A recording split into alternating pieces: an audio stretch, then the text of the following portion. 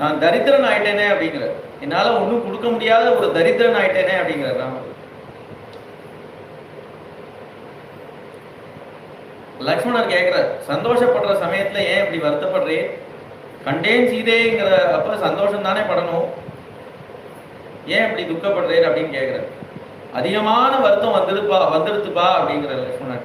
என்ன அதிகமான வருத்தம், எதை விட அதிகமான வருத்தம் அப்படின்னு கேட்டா, ராஜ்ய தியாகம்னு ஒண்ணு பண்ணேனே, அப்ப வந்ததை விட எனக்கு அதிகமான துக்கம் வந்துருக்கு.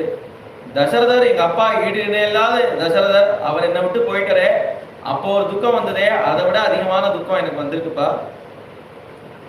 சீதையை இழந்தேனே, அந்த துக்கத்தை விட அதிகமான துக்கம் இப்ப எனக்கு வந்திருக்கு.